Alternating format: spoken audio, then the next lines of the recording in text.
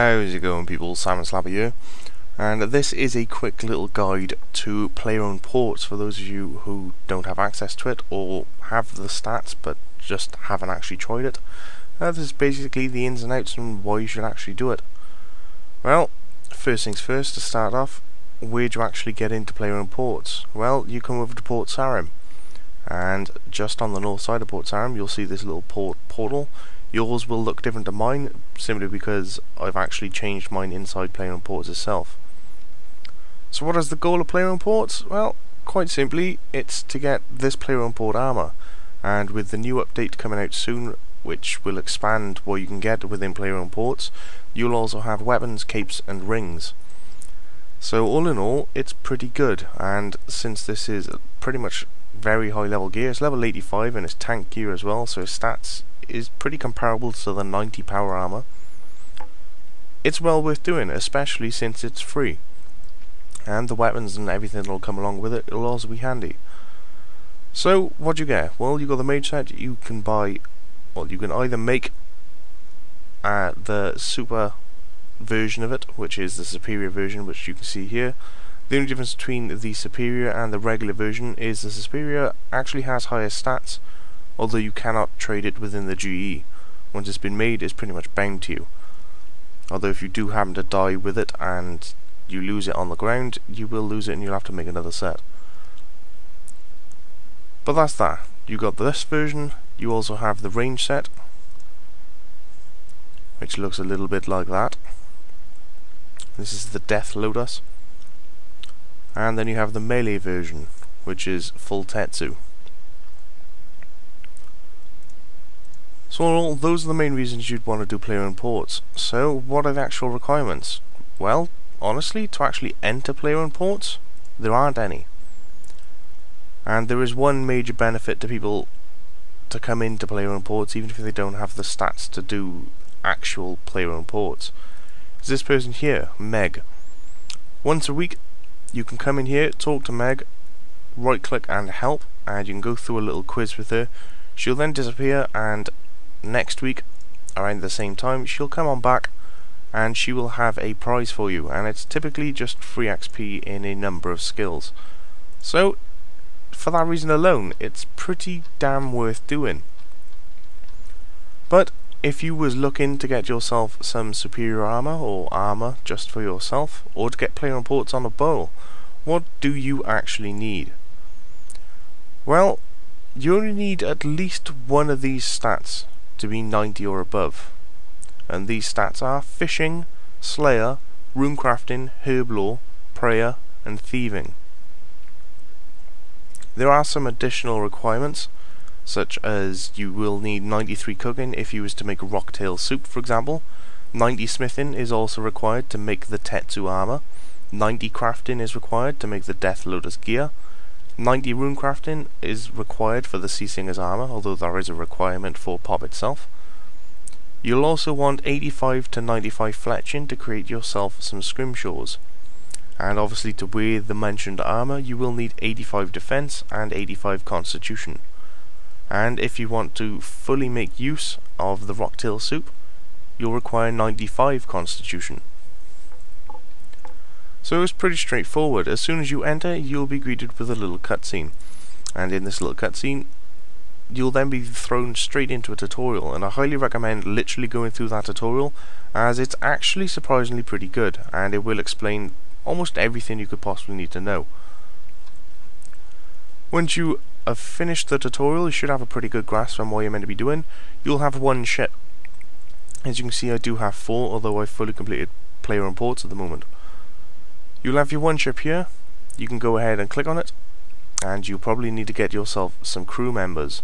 So at the top of the screen, right in the center, you can click on the crew roster, and you can buy your crew from here. Now with this, there's only one crew member I've never really bothered with, simply because they tend to be kind of useless and you didn't seem to get much benefit from it, and that is the speed crew members. They boost the speed of the ship. It seems to make a negligible amount of difference, and it's really not worth the time. The special units do tend to be quite handy, and it is nice to have some of them around. Personally, in my own experience and just kind of my own little thing, I tend to have at least 5 for seafaring, 5 for morale, and 5 for combat. And then for the 4th one, I'd have a mixture of equal splits, those with the solidarity perk. The reason for this is it gives bonus stats per unique crew member on board that ship, and they're kind of handy, and they do give you a nice boost for some of the voyages that require multiple stats. For that reason alone, they're kind of handy. Additionally, for your captains, you'll want one for morale, seafaring, combat, and then generally just a good one. So that's that in a nutshell. You'll also want some spare members, so you can switch them in and out just to meet up whenever they possibly needed. Once you've got your crew, you send them off on voyages. Later on, after you've done quite a few, you can actually decide which islands you want to go on. You'll start off at the Ark, and while you're at the Ark, you will get bamboo as well as some cash. This is the first port resource. The bamboo is used to upgrade your ship and upgrade the buildings in the area, and that's the same with the rest of these port resources. As you keep progressing through the islands, you'll unlock another resource and you'll start collecting that again and again and again until you reach stainless steel. Trade goods, however, are another thing entirely. These aren't used to upgrade any buildings within the port itself. The trade goods are what are required to actually make the armours as well as the scrimshaws, additionally your rocktail soups. So what do? Well, plate is for the Tetsu armour, the melee gear. The lacquer is for your range, the Death Lotus. The chi is for your sea singers, which is the mage gear. Spices are used for the rocktail soup, and ancient bones are used for your scrimshaws. Additionally, if you click on this little button here called Port Management, you'll see there's a bunch of scrolls in here. As soon as you start playing on ports, all of these will be greyed out like these two here. The best one to start with, honestly, is probably going to be rocktail soup. The reason for that is you can collect spices relatively quickly, and they do come in large numbers, and you can use those spices to create lots of rocktail soups, which you can then either sell or hoard up until you can eventually make full use of them.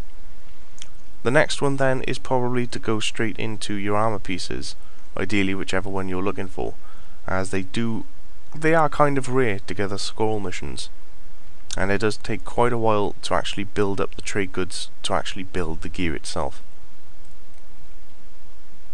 So with that said, that is pretty much player on ports in a nutshell.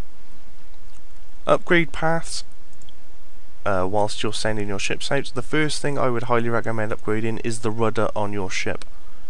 The reason for that is it boosts the speed of your ship, which means it takes less time to complete a mission. The less time it takes, the more you can get done within a limited amount of time you have. So not everyone's going to have like 12 hours to play or be on RuneScape constantly just so they can log in, do player on ports, and then jump back off. So the quicker they are, the more you can get done in a limited amount of time. Hence the rudder first. After that, it's entirely personal preference. There's no perfect way or wrong way or right way.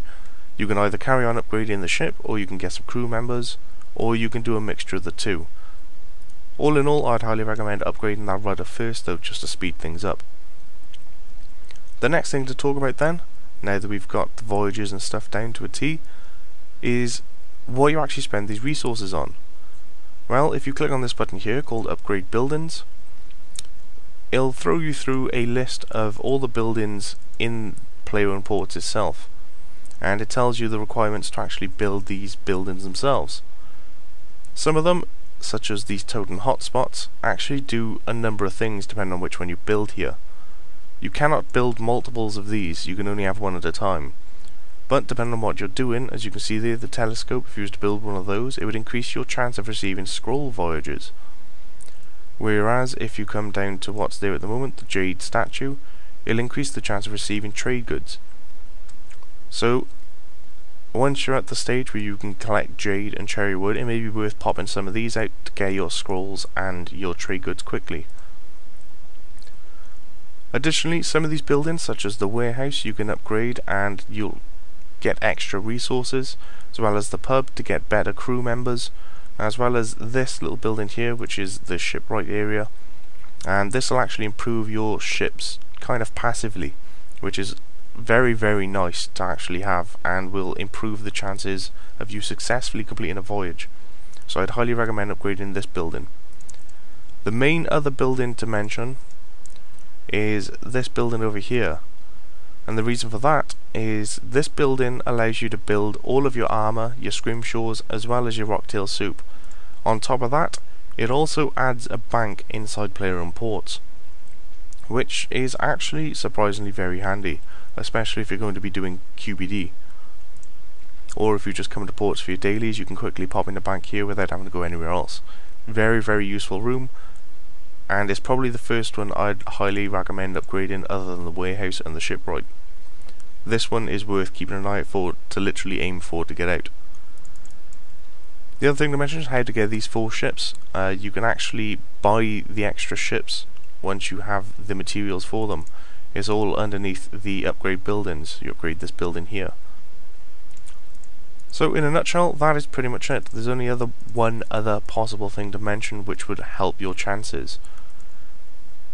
You don't need to bother with upgrading the portal. It is literally for cosmetic effect only. You can do it after you've fully completed player-owned ports, when you've got a massive surplus of stuff, such as I have, and you can just build whatever you want here. These, on the other hand, are very, very useful. These are the icon hotspots. There's 3 of them altogether, and depending on which icon you place here, will increase the likelihood of attracting certain adventurers. Now you may be wondering what these certain adventurers actually are. Well, if you go quickly onto the voyage list, the special voyages are from these special people. This one here is the Convict, which is actually from, I think it's Slayer. These guys have a higher chance of getting you trade goods and scroll missions. You're more likely to receive them off them than from your regular standard voyage. Additionally, these guys also give you the storyline, and as you go through the storyline, you'll actually reach points where you'll receive a large chunk of trade goods in one massive dollop. So you'll get 50 chi straight away, or 50 plate, or 50 lacquer. It all depends on which one of these you have unlocked. Which is where those icons come in handy, as you can attract specific ones. So for example, if you only have the stats to actually create and make your own sea singers, then you'd only want to be attracting specific people. For example, you wouldn't want to be bringing along the whaler, as he's kind of more for the melee side of things. So for example, for Tetsu armor, if you was looking for Tetsu, you'd need 90 smithing to actually craft the armor itself, and 90 fishing. 90 fishing would allow you to attract the whaler, and the whaler has a very high percentage chance of gathering plate resource, which is the trade goods required to build Tetsu, which is exactly what you'd need. The only other skill which would give you any additional benefit would be 90 herb lore, which would allow you to attract the biologist. The reason for that is, with the whaler and biologist, they'll actually combine together and occasionally allow you to place joint missions, which again will get you even more plate than you normally would. So instead of receiving 5, for example, you could receive 10 from that same voyage. Death Lotus is exactly the same thing, except for it's 90 crafting to actually make the armor, 90 thieving to attract the Convict, and he attracts more chance of getting lacquer, which is the trade good required for Death Lotus. The other stat that comes in handy is 90 Slayer to attract the Assassin. So Death Lotus is the Convict and the Assassin, or 90 Thieving, 90 Slayer. Sea Singers is 90 runecrafting just to actually build the gear. It's also the requirement to attract the Occultist, which is the most likely person to give you chi missions, which is what you require to actually build the Sea Singers. The additional one which would help with this is 90 Prayer, which allows you to attract the Missionary, and same thing again, the Missionary and the Occultist will work together on joint missions to get you even more chi. So in all, that's pretty much it. There is a limit cap on the max amount of stuff you can actually have, so as you can see, I've already got the max amount of chimes, I can't go anymore. But that is pretty much it in a nutshell. That is pop, done and dusted. Now some of you may be thinking, well, I've only got 190, there's no point me doing it because I require like 6 to do everything. Well, the thing is, as long as you have one of them, you can actually start working on player-owned ports. The reason I'm saying this is because player-owned ports takes a very long time to get anything done. The missions that I'm throwing out at the moment, if I was to do stainless steel, are about 12 hours per voyage. And you require quite a lot of voyages, since you only get about 200 stainless steel per, and some of the building upgrades is 10k stainless steel. Yeah, it's quite a while. To get yourself full supersets and the like of that will probably take you a few months. It isn't a quick process whatsoever, but once you do have it, you are golden. You've just got yourself some very high level gear for free by just doing an occasional little mini game now and then, every couple of hours or so. I would highly recommend doing player-owned ports even if you only have the 190. Simple fact of the matter is, you can come in here, you can send out your voyages, and by the time you finally manage to get the rest of the 90s required, you'd have all 4 of your ships done, and you'd be fully complete up here. You'd also have all of these scrolls done and dusted. So the only thing left to acquire is trade goods, at which point you could then literally aim for one trade good by placing all the icons down there, and at the same time place all these jade statues to get even more trade goods, or more chance of trade goods I should say. It's best to start player-owned ports early. It does take a long time, so if you wait until you've got all the stats, you've then got to wait an extra couple of months before you can even get the gear you was waiting for.